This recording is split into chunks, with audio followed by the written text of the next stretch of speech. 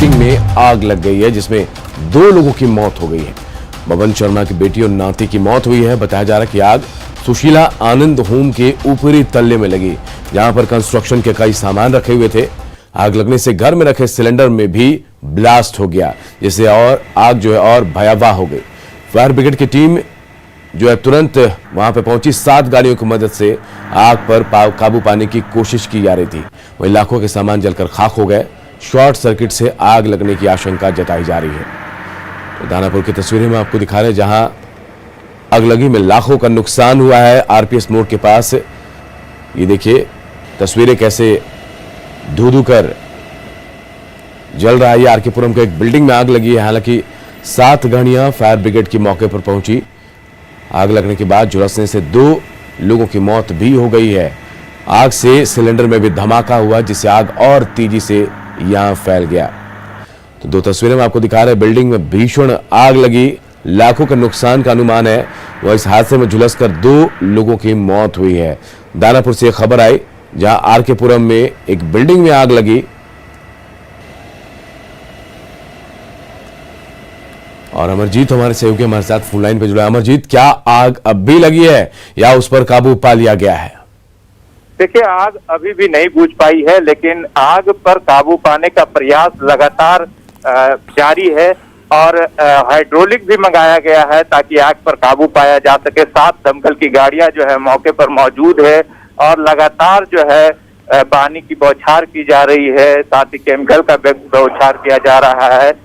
अभी भी आग पर काबू नहीं पाया गया है। बताया जाता है कि ये 4+ बिल्डिंग है और इसमें जो है 4 के प्लस माने कि बिल्डिंग नहीं बनाना, कुछ कंस्ट्रक्शन नहीं करना है। उसके ऊपर लकड़ी का कंस्ट्रक्शन किया हुआ था, उसी में आग लगी और आग इतना भयावह हो गई कि बुझाना मुश्किल हो गया। उसी में जो बब्बन शर्मा है, उनकी एक बेटी और नाती, दोनों ही बुझाने का प्रयास किया, लेकिन उसी में वो झुलस गए और उसी से उसकी मौत हो गई।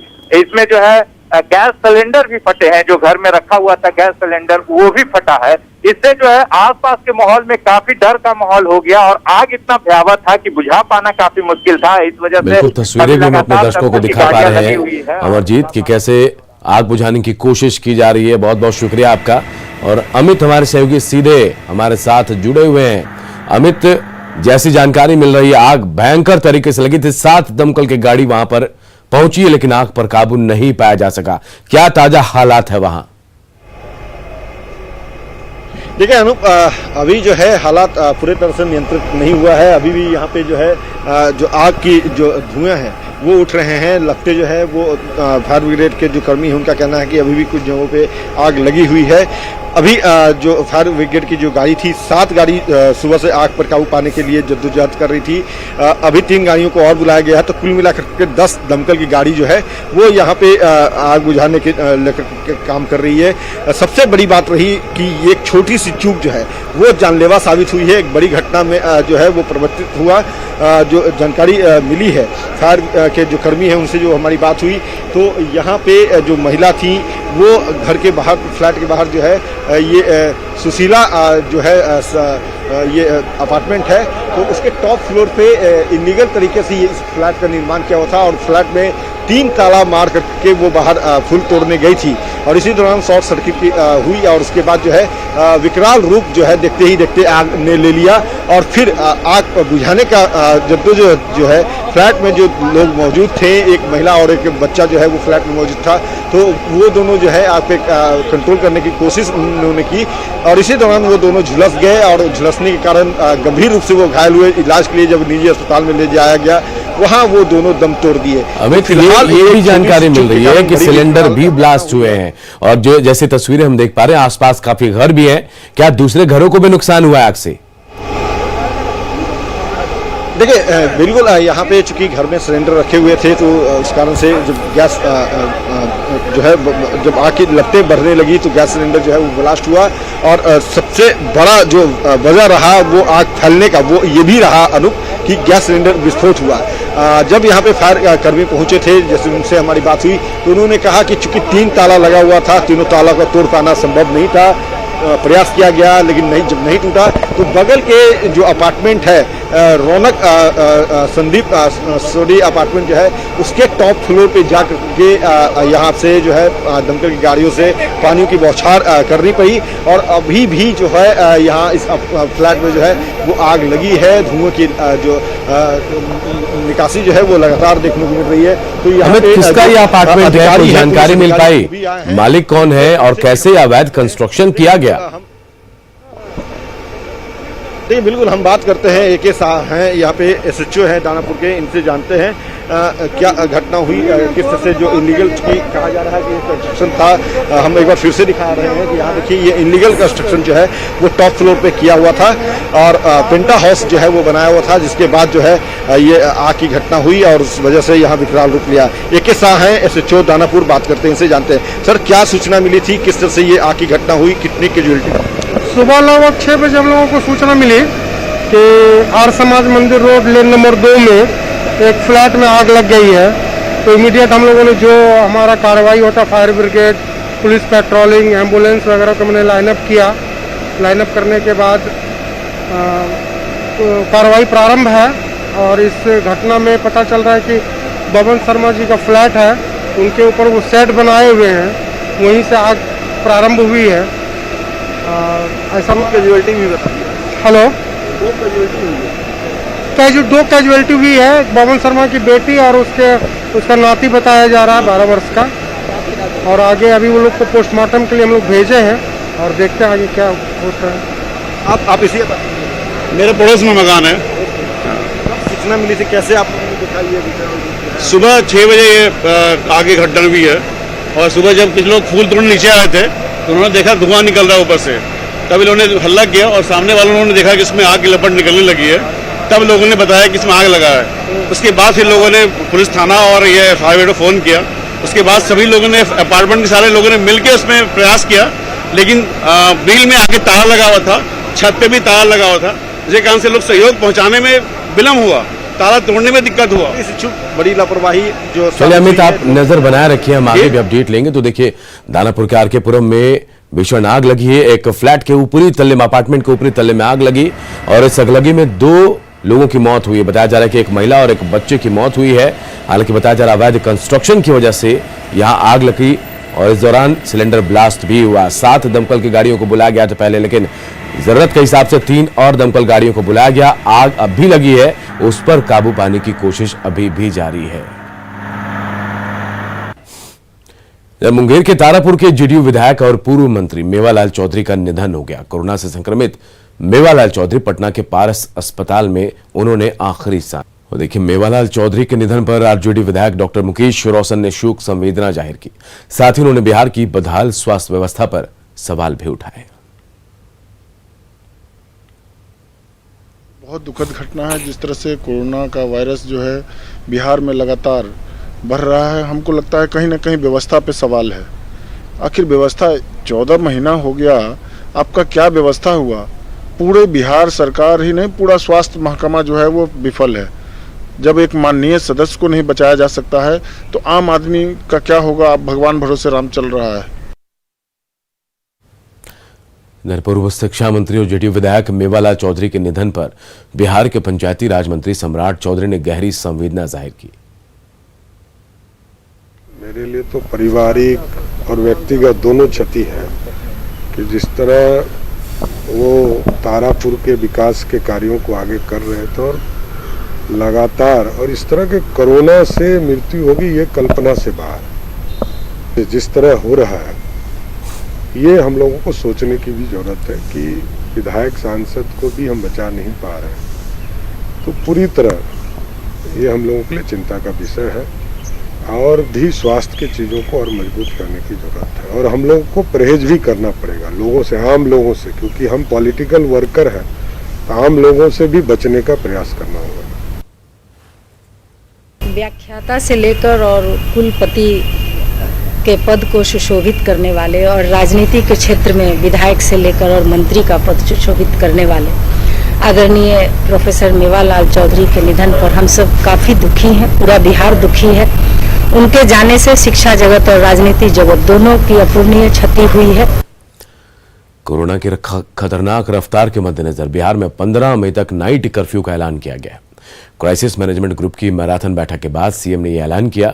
सीएम नीतीश ने बाहर से लौटने वाले लोगों से जल्द बिहार लौटने की अपील की और दावा किया कि ना तो किसी चीज की कमी होगी, ना ही किसी को परेशानी होगी।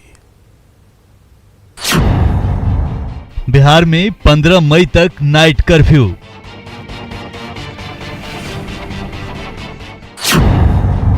स्कूल से सिनेमा हॉल तक रहेंगे बंद।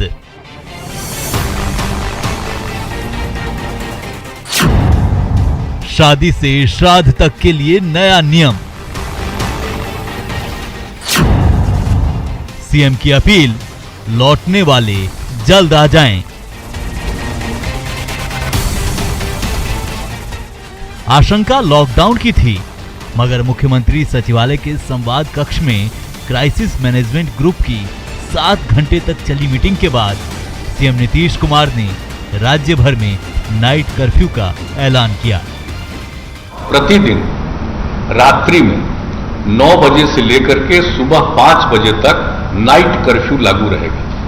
पूरे बिहार में हर जगह पर नाइट कर्फ्यू लागू रहेगा। रात में 9 बजे से लेकर के सुबह के 5 बजे तक यह एक निर्णय हो गया है। 19 अप्रैल से 15 मई तक नाइट कर्फ्यू का ऐलान किया गया है। नाइट कर्फ्यू रात 9 बजे से सुबह 5 बजे तक रहेगा। आवश्यक सेवाओं को नाइट कर्फ्यू में छूट दी गई है। यात्रा और शादी समारोह को भी नाइट कर्फ्यू में छूट दी गई है। कोरोना की चेन तोड़ने के लिए नाइट कर्फ्यू के ऐलान के साथ ही सरकार ने कुछ सख्त फैसले भी लिए हैं। 15 मई तक सभी शैक्षणिक संस्थानों को बंद रखने और परीक्षाओं को रद्द करने का ऐलान हुआ है। इस दौरान mall, cinema hall, gym, swimming pool और पार्क भी बंद रहेंगे। होटल, रेस्टोरेंट और ढाबों से रात 9 बजे तक सिर्फ होम डिलीवरी होगी। सभी दुकानें और सब्जी मंडी शाम 6 बजे तक ही खुली रहेंगी। सभी सरकारी और निजी कार्यालय 5 बजे तक बंद हो जाएंगे। शादी समारोह में 100 और अंतिम संस्कार में सिर्फ 25 लोगों की अनुमति होगी। सभी cinema hall, mall, club, gym, park एवं उद्यान को पूरी तरह से बंद कर दिया जाएगा। उसमें लोगों का आना जाना नहीं हो, ये सब बात अब यह तय कर दिया गया है और इसको अभी हम लोगों ने बंद करने का जो निर्णय लिया है, ये सब 15 मई तक के लिए अभी का फैसला है।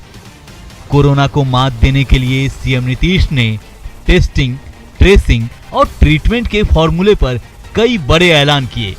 सीएम ने कहा कि मरीज मिलने पर इलाके को कंटेनमेंट जोन बनाया जाएगा। आरटी-पीसीआर टेस्ट की रिपोर्ट समय पर उपलब्ध होगी। सरकारी अस्पतालों में लिक्विड ऑक्सीजन प्लांट की व्यवस्था होगी। अनुमंडल स्तर पर क्वारंटीन सेंटर बनेगा। होम आइसोलेशन वालों की भी रोज मॉनिटरिंग होगी।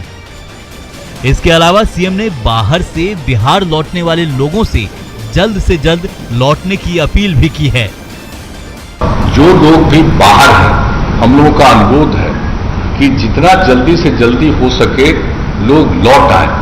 हम लोगों का ये आग्रह है, अपील है कि जो बाहर गए उनको फिर दिक्कत हो रही है, जल्दी से जल्दी लोग जरूर आ जाए और हम लोगों की तरफ से जो भी सहयोग संभव है वो सब हम लोग करेंगे। दवाओं की कालाबाजारी को देखते हुए सीएम ने मेडिकल कॉलेजों से दवाओं के डिस्ट्रीब्यूशन की बात कही है। साथ ही पंचायत और नगर निकाय के जरिए हर किसी को मास्क उपलब्ध कराने का दावा भी किया है। सीएम ने कोरोना की जंग लड़ रहे डॉक्टरों को 1 महीने का अतिरिक्त वेतन देने का भी ऐलान किया है। साथ ही हर किसी को अब पहले से ज्यादा सतर्क रहने की भी अपील की है। संजय कुमार, न्यूज़ 18 पटना। इधर झारखंड में कोरोना के मामले बेतहाशा बढ़ रहे हैं। कोरोना पर नियंत्रण को लेकर सरकार लगातार कई फैसले कर रही है।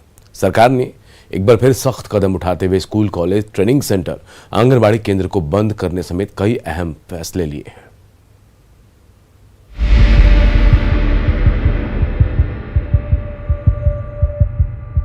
झारखंड में कोरोना संक्रमण की दूसरी लहर लोगों पर काल बनकर टूट रही है।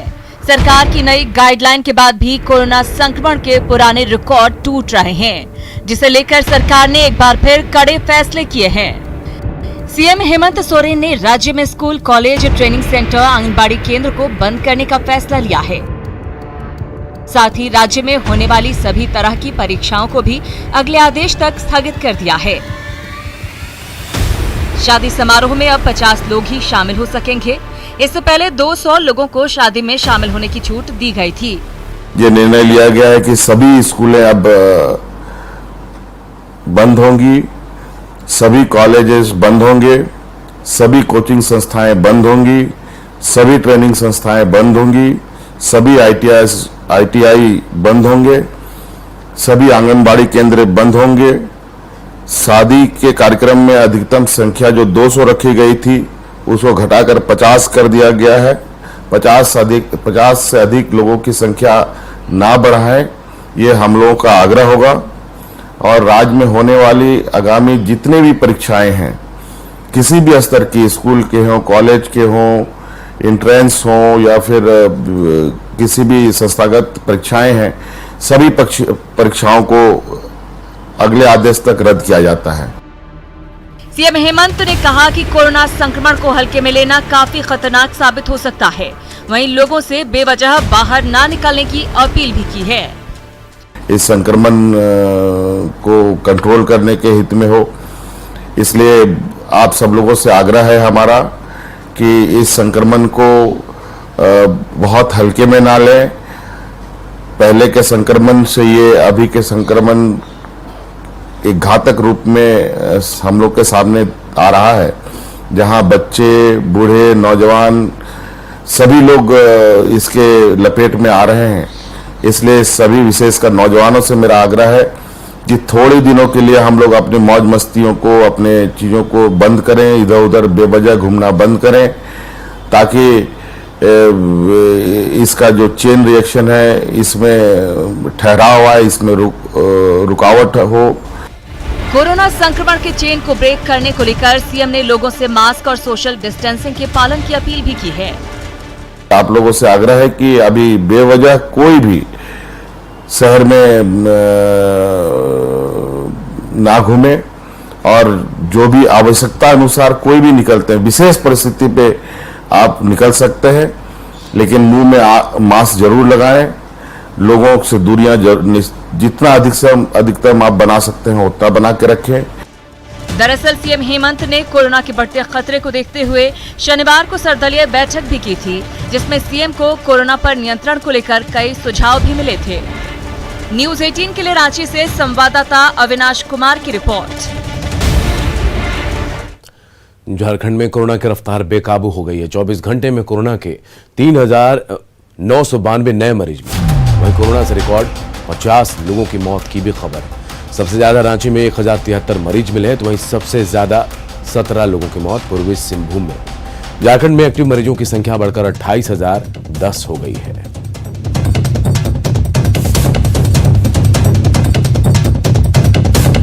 देखिए, झारखंड में कोरोना का कहर जारी है। सबसे ज्यादा चिंताजनक बात यह है कि झारखंड में कोरोना मरीजों की मौत का आंकड़ा कम होने का नाम नहीं ले रहा है। 24 घंटे की बात करें, पिछले 24 घंटे में कोरोना के 3,992 नए मरीज मिले, तो वहीं 50 लोगों की जान चली गई। आंकड़ों के जरिए हम पिछले 5 दिनों की बात करें तो 14 अप्रैल को 3,198, 15 अप्रैल को 3,480, 16 अप्रैल को 3,843, 17 अप्रैल को 3,838, 18 अप्रैल को 3,992 मामले सामने आए। और देखिए, कोरोना से पीएमसीएच के पूर्व विभागाध्यक्ष की भी मौत हो गई है। पटना एम्स में डॉक्टर विनोद बिहारी वर्मा का निधन हुआ है। पीएमसीएच के पैथोलॉजी विभाग के पूर्व विभागाध्यक्ष थे विनोद बिहारी वर्मा। कोरोना से पीएमसीएच में उनकी मौत हो गई है।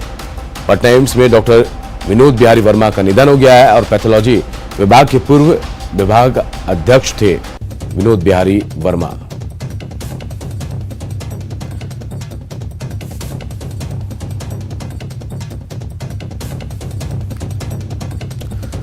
देखिए, लगातार कोरोना से मरने वालों का आंकड़ा भी बढ़ रहा है और आम से लेकर खास तमाम लोग इसकी चपेट में आ रहे हैं। और खबर यह है कि पटना में देखिए, कोरोना से पीएमसीएच के पूर्व विभागाध्यक्ष की मौत हो गई है। पटना एम्स में डॉक्टर विनोद बिहारी वर्मा का निधन हुआ है। पैथोलॉजी विभाग के पूर्व विभाग अध्यक्ष भी रह चुके विनोद बिहारी वर्मा।